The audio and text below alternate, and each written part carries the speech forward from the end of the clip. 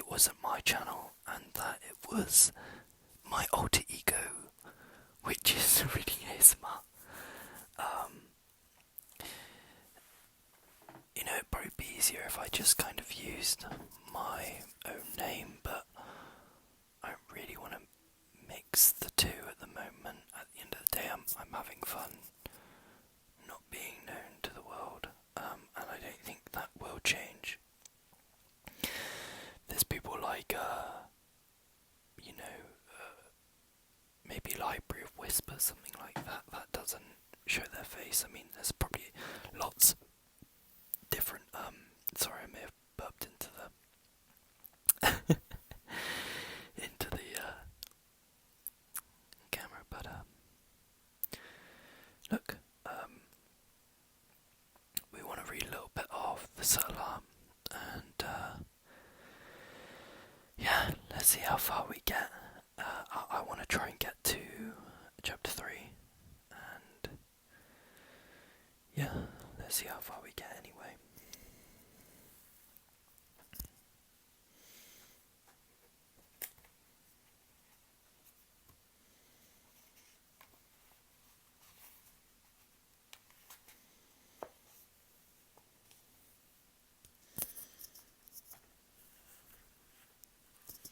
Hold on.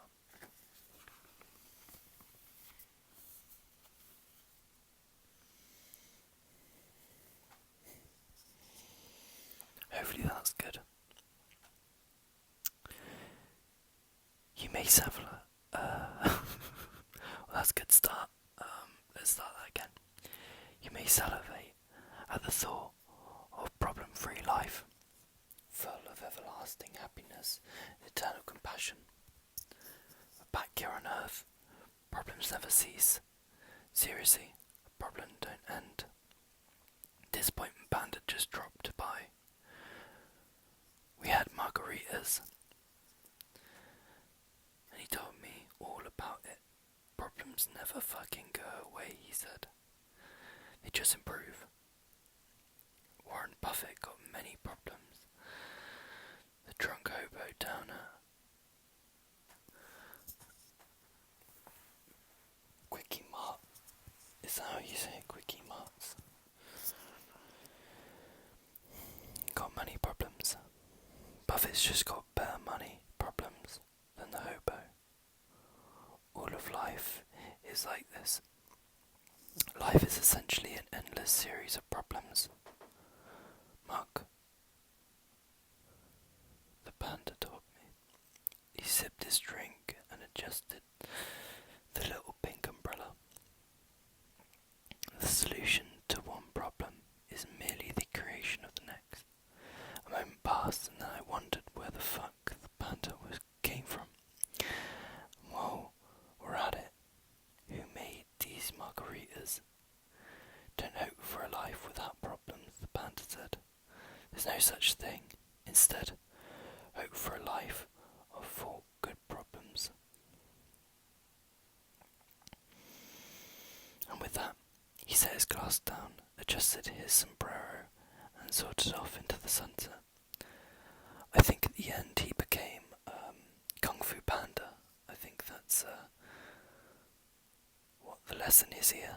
And I think Kung Fu Panda actually drank too many margaritas, so probably shouldn't be out and about. I hope he's not driving. Just make sure that I'm in line, okay. Happiness comes from solving problems. Problems are a constant in life.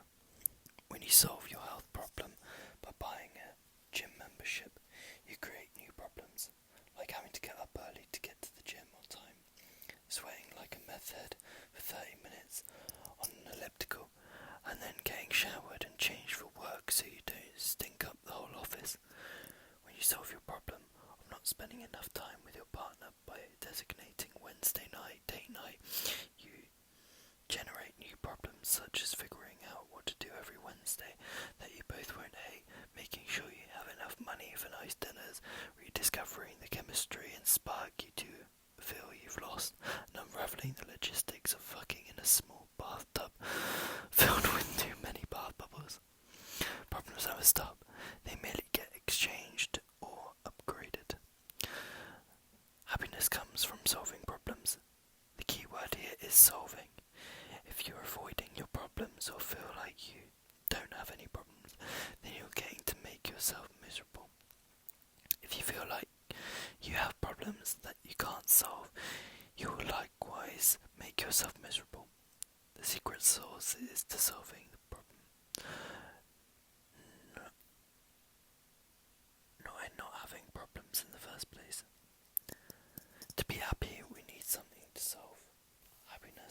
is therefore a form of action.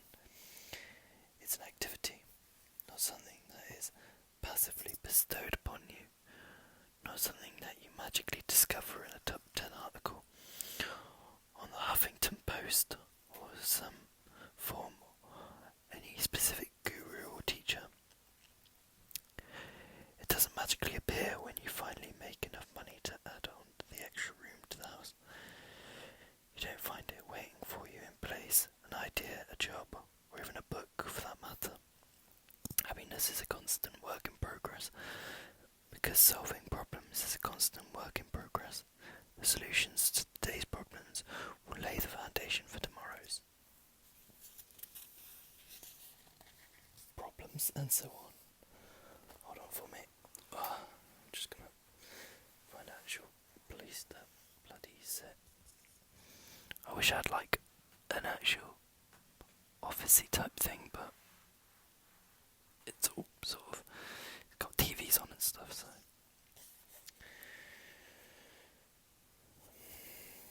I hope that's fine. Okay. Sometimes these problems are simple. Eating good food, travelling to some new places, winning at a video game you just bought. Other times those problems are abstract and complicated. Fixing your relationship with your mother, finding a career you can feel good about, developing better friendships. Whatever your problems are, the concept is the same. Solve problems, be happy. Unfortunately for many people, life doesn't feel that simple. That's because they fuck things up in at least one or two ways. Denial. Some people deny that their problems exist in the first place, and because they deny reality, they must constantly delude or distract themselves from reality. This may make them feel good in the short term, but it leads to a life of insecurity, neuroticism, and emotional repression. Victim mentality, and again, I hate people that have a sort of victim mentality. It really annoys me. Let's get this book. Bang. Perfect. Alright. Some choose to believe that there is nothing they can do to solve their problems, even when they in fact could. Victims seek to blame others for their problems or blame outside circumstances. This may make them feel better in the short term, but leads to a life of danger, of anger, helplessness and despair. I wish I could read better. That's that victim mentality I got going on. Oh, can you see the book? Yeah, I think you can. People deny and blame others for their problems for simple reason that it's easy and feel good, while solving problems is hard and often feels bad. Forms of blame and denial.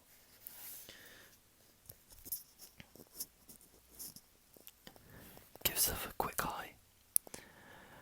They're in a way temporarily escape our problems, and that escape can provide us with a quick rush that makes us feel better.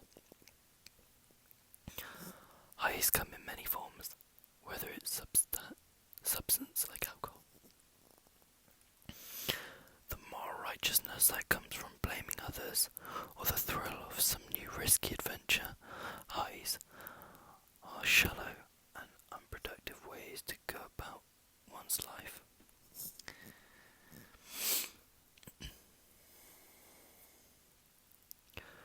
Much of the self-help world is predicted on peddling highs to people rather than solving legitimate problems. Many self-help gurus teach you new forms of denial and pump you up with exercises that feel good in the short term while ignoring the underlying issue. Remember, nobody is actually happy.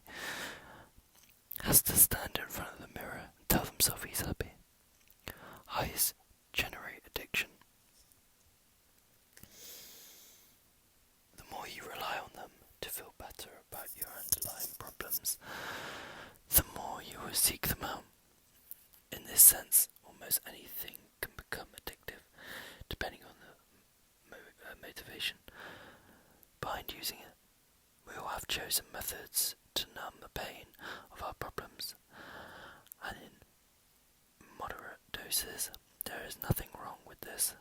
But the longer we avoid and the longer we numb, the more painful it will be when we finally confront our issues.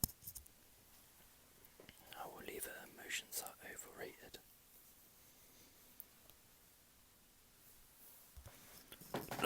Oh crap, fuck. Oh, twat. Alright, okay. Sorry about that language. I do hope you enjoyed. Look, I'm gonna try and upload more. I'll try and make time and